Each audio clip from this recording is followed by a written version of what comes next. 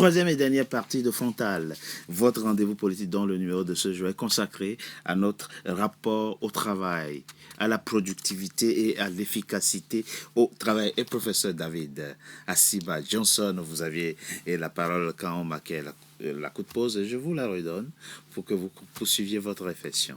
Oui, je voudrais rapidement dire que la productivité du travail en Afrique, elle est la plus faible de par le monde. Et il faut le reconnaître, oui. C'est évident.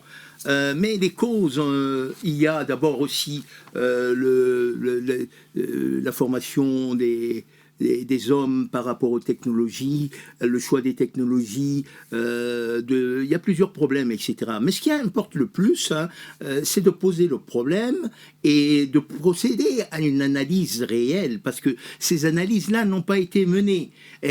Jusqu'alors, on est dans un processus de dire, soit je fais du transfert de technologies, sans regarder quels sont les facteurs clés de réussite de ce transfert de technologie, n'est-ce pas? Après, ce qui est important aussi de souligner, moi je suis de ceux qui disent, au lieu de parler des facteurs clés de succès, il faudrait identifier plutôt les obstacles majeurs qui font que nous ne nous comportons pas, que la situation ou l'écosystème n'est pas comme les écosystèmes d'autrui. Mais pourquoi vous n'évoquez pas la question de l'absence de sanctions?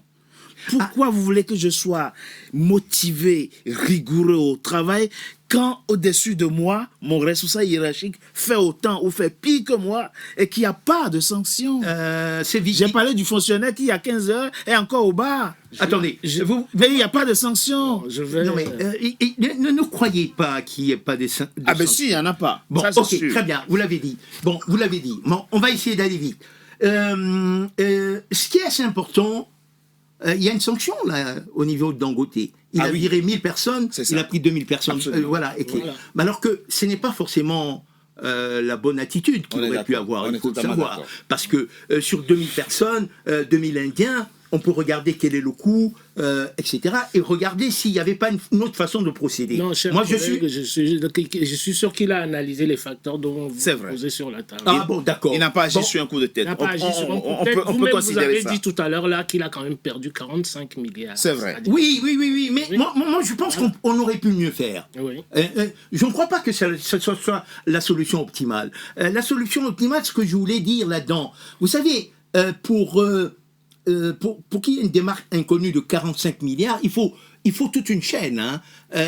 Il faut que ça aille depuis le poste jusqu'au gardien. Je reprendrai ça après. Alors non, mais il faut regarder, c'est toute la chaîne. Richard adore. Alors, si ça va du poste jusqu'au gardien, vous voyez ce qu'on a pu distribuer au passage. C'est ça. Quels sont... Et voilà. Donc, non. C'est-à-dire qu'il est évident qu'il va falloir former à l'éthique, à la fois à l'école, à la fois dans les universités, puisque même dans les affaires, ici, on parle de l'éthique des affaires, parce que aussi il y a des vols permanents. Nous l'enseignons dans nos cours. Oui, l'éthique des affaires aussi. Donc, il faut travailler. Mais la question, je ne pense pas que nous pourrons répondre ici, qu'est-ce qui fait que les Africains ont un rapport au travail assez particulier?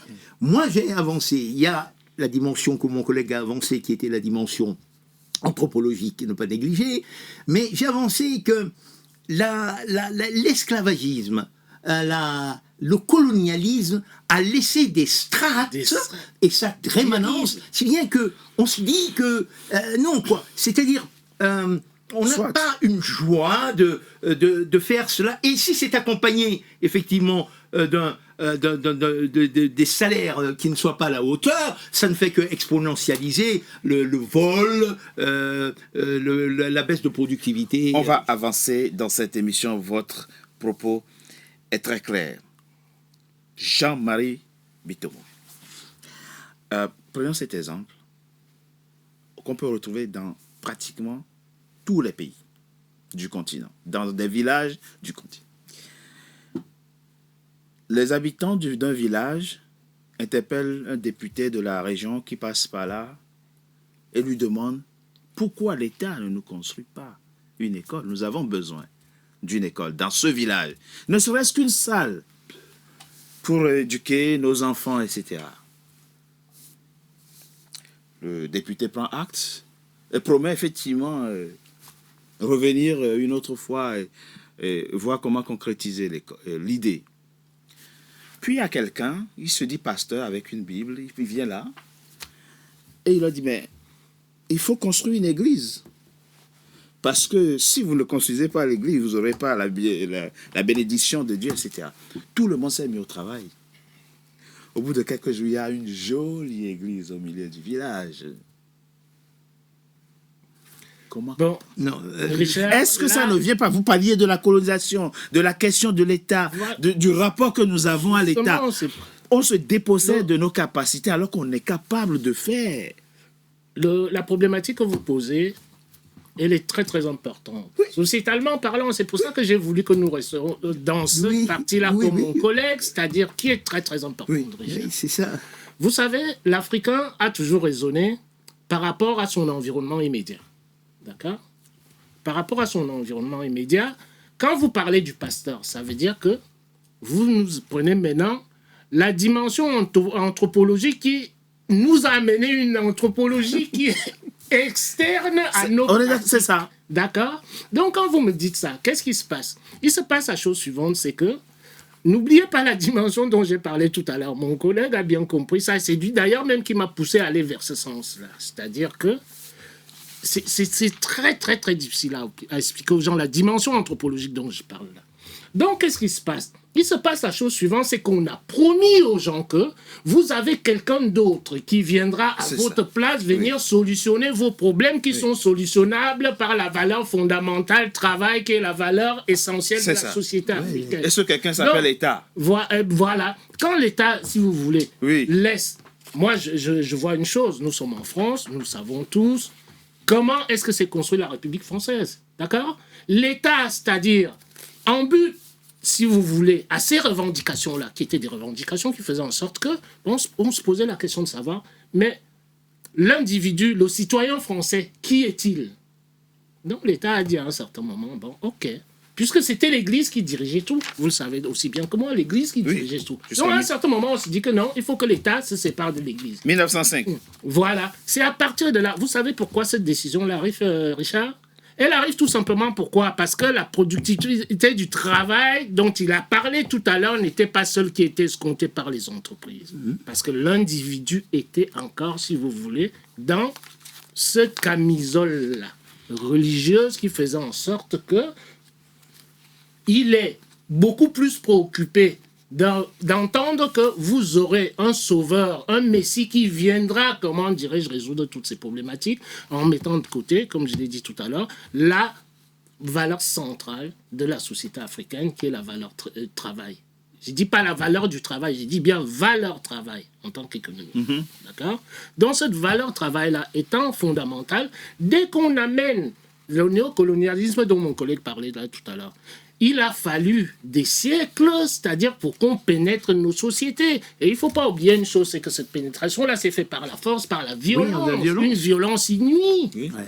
Donc, à partir de là, toutes ces choses-là, on va nous traiter de fainéants et tout ce qui s'ensuit. Moi, j'ai parlé là tout à l'heure, j'ai posé la charte du programme. Ce n'est pas de la fainéantise. Ce n'est pas de la fainéantise, c'est-à-dire qu'on nous a détournés de ce que nous étions. Richard, vous et moi, nous sommes métis là, tout ce que nous sommes. Le travail forcé on nous a toujours dit que nous, l'Africain, c'est-à-dire, était fainéant. Alors qu'aujourd'hui, l'histoire moderne nous démontre quoi? Nous démontre des choses qui sont incompréhensibles et qui sont même incroyables pour l'Africain. C'est l'Africain qui a construit les États-Unis que nous voyons aujourd'hui. C'est l'Africain qui a construit tout ça. Mais personne n'a dit que l'Africain était fainéant. Bien au contraire, parce que l'Africain est résistant et productif, qu'il a fait l'objet du commerce triangulaire. C'est pas uniquement de la résistance, il y a l'intellect qui est aussi là. Absolument. Donc la résistance, c'est pas... Parce que quand on parle de nous, on parle uniquement de l'aspect physique. Ça veut dire quoi? On regarde les sportifs. Bon, pour travailler dans les plantations de canne à sucre, il ne fallait pas philosopher. Oui, je suis travailler dans les champs de coton, il fallait physiquement vigoureux, puis c'est tout. Tu as raison là-dessus, Richard. Oui. Mais ce que je veux te faire comprendre ici, là, c'est savoir que l'Africain est capable de faire... Il a fait mieux, c'est pas qu'il est capable. Il a fait mieux bien avant tout le monde, chers collègues. Vous savez aussi bien que moi, il a fait mieux bien avant tout le monde, mais tout a été détruit. Mais vous ne D'accord. comprenez pas cette Mais il faut dimension rebâtir maintenant. historique-là. Maintenant, il nous faut repartir de zéro comme si nous n'avions rien fait. Ouais. Chose qui est complètement fausse, Oui. tout simplement. Professeur, voilà. Et la solution, c'est quoi? À chaque fois, ça allait vite en besogne que de vouloir dicter une solution. Je vous ai dit, la solution, c'est d'abord une analyse sociologique.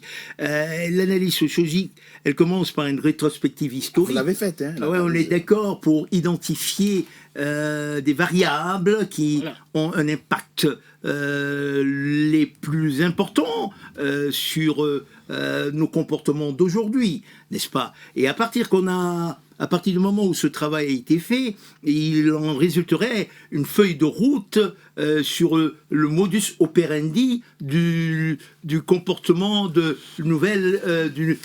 l'Africain nouveau par rapport au travail. Mais cela dit, il est important de constater que lorsqu'on parle de productivité, la productivité dans la fonction publique et la productivité dans l'industrie privée n'est pas la même chose. On est d'accord. Dans la fonction publique, elle est d'un niveau moindre C'est ça. que dans l'industrie privée, etc. Donc ça aussi, il faut regarder. C'est pourquoi je crois que ce problème-là que nous avons évoqué aujourd'hui, ce n'est que tout simplement L'ébauche d'une une réflexion ébauche, longue. On est une d'accord. entrée en matière. On est d'accord. Parce qu'il y a vraiment du travail derrière à faire en identifiant des variables et pour travailler avec cela. Il y a une triste réalité que je m'avais évoquée pour Oui. terminer cette émission. Et là aussi, vous allez nous dire si c'est la colonisation et l'esclavage qui l'explique. L'Iran, c'est 90 millions d'habitants.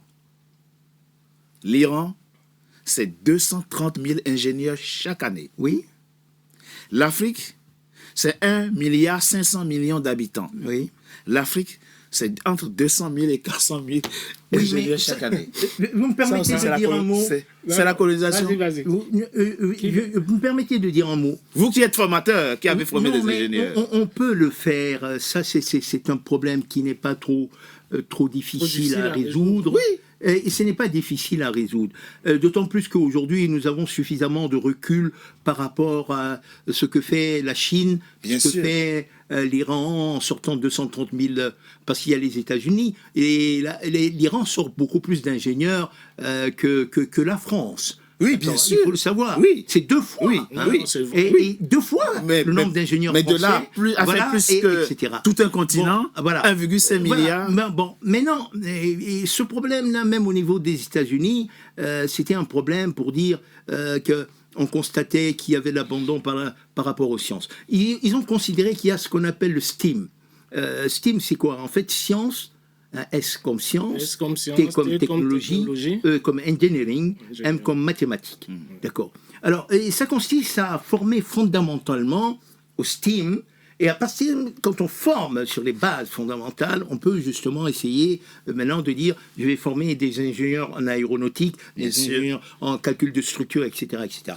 Bon, maintenant, qu'est-ce qui se passe au niveau de l'Afrique? Oui. Le niveau de l'Afrique, c'est que, comme le disait un de mes étudiants, il a dit, par exemple, il m'avait dit, mais écoutez, parfois nous avons des ingénieurs que nous avons formés sur le marché de l'emploi, ils ne trouvent même pas du boulot. Ah oui, il faut le dire. Oui, mais- Ah oui, il y a des ingénieurs qui sont formés sur le marché de l'emploi, béninois, ils ne trouvent pas de boulot. Et même togolais, ils ne trouvent pas de boulot. Donc, ça voudrait dire que, en fait, je reviens encore là-dessus. Formé en quoi? Ça dépend, c'est ça la question. Non, Il est des ingénieur en ingénieurs, quoi? par exemple, Donc, c'est ce que mécaniciens, je voulais- ou des ingénieurs, même en calcul de structure. Ils trouvent pas, ils trouvent pas, il a Il ne peut pas trouver chez Voilà, collègue. je vais Il chuter. ne peut pas trouver. Si tout vous êtes simplement. ingénieur des ponts, et alors qu'on ne construit aucun pont dans votre, Voilà. Oui, mais dans votre il pays, faut- mais- je vous l'ai dit la dernière fois, c'était un débat que nous avons eu, qui était évoqué. Si vous êtes ingénieur des ponts, n'est-ce pas? Oui. Et vous êtes ingénieur de ponts, et qu'on donne le marché aux Asiatiques, et que les Asiatiques viennent et ils posent comme condition que c'est ma technologie et ma rentabilité, Voilà, oui. etc. Là, vous ne pourrez pas être utilisé. C'est l'une des raisons pour lesquelles, je vous restitue la parole, je disais qu'il était nécessaire que nous définissions l'architecture qui serait à la base de la construction de nos infrastructures avec le content local. Hein, le local content, c'est-à-dire le contenu local de l'employabilité de nos ingénieurs, etc., etc. Donc, et là encore, le problème, c'est le problème stratégique. Où, en termes de vision, où désirions-nous aller et comment utiliser effectivement nos ingénieurs? C'est important ce que dit le professeur, sauf, comme je suis aussi un invité de mon émission, Ah, Richard. Bon, ok. le professeur dit, Oui. ceux qui viennent n'emploient pas nos ingénieurs. Mais c'est parce que nos projets, nous n'avons pas les financements pour nos projets. C'est pour ça que je disais... Et nous demandons des financements extérieurs et le financeur vient avec ses ingénieurs. Ah ben, une raison de plus de battre monnaie. Question pertinente là-dessus, Richard, il n'y a rien à dire. C'est ce que j'ai essayé de souligner là tout à l'heure quand on a commencé l'émission, à savoir l'inadéquation. C'est ça. C'est-à-dire les formations qui sont acquises sur le marché, sont-elles compatibles? On peut privilégier le marché du travail. Là, on est déjà sur le plan industriel en tant que tel. Mais il nous faut d'abord asseoir un socle sociétal qui puisse satisfaire le maximum de la population. Oui, absolument. Car, c'est-à-dire les conditions de vie. Mais malheureusement, comme je le rappelais souvent sur le plateau, c'est que nous manquons, c'est-à-dire nos dirigeants ne veulent pas prioriser les choses qui sont essentielles pour le pays. Absolument. Tout simplement pourquoi? Parce que quand vous prenez l'enseignement chez nous, le niveau de l'enseignement, on est axé, je sais pas moi, bon. Il me souvient, dans une émission que j'avais fait avec toi, tu me disais que quelqu'un qui vient, tu avais un ami qui vient faire une thèse en philosophie ou en littérature française. En lettres modernes, sur Balzac. Voilà. Sur Balzac, en France. C'est à nos États, c'est-à-dire de mettre en place, de taper la main sur la table et de mettre en place des systèmes, comment dirais-je, d'orientation vers des filières. Vers des filières professionnalisantes. C'est même pas professionnalisant. Moi, je ne vais pas encore dans la profession. J'ai besoin qu'on me forme, que l'Afrique me forme, comment dirais-je, chaque année, 1 million, comment dirais-je, de maçons, 1 million, comment dirais-je, de chaudronniers, 1 million, comment dirais-je, de... C'est à ça qu'il faut arriver. C'est à ça qu'il faut arriver. Parce que mon collègue a parlé tout à l'heure de la notion de stratégie. Une stratégie industrielle, c'est pas quelque chose qui se bâtit, c'est-à-dire parce qu'on est en train de parler. C'est-à-dire c'est quelque chose, il a parlé d'une notion qui est très très importante en économie. C'est-à-dire nous qui sommes économistes, vous avez le court terme, le moyen terme et le long terme. Mais malheureusement, nos visions africaines, ou notre vision africaine globalement, à l'exception de quelques pays, cette vision-là, c'est toujours une vision court-termiste. Vous n'avez pas de prévision, vous n'avez pas de planification. Non. Même les pays dans lesquels, c'est-à-dire au sortir des indépendances, il y avait des planifications. Aujourd'hui, il n'y a plus ces planifications-là. C'est de la navigation à vue. Merci. Ouais. Merci. Et finalement, les solutions, on les connaît.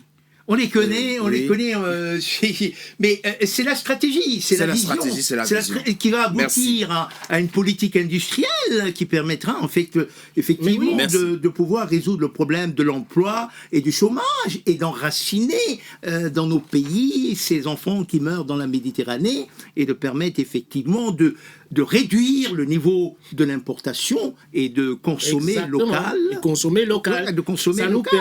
Nous permet, voilà. En même temps, merci à vous.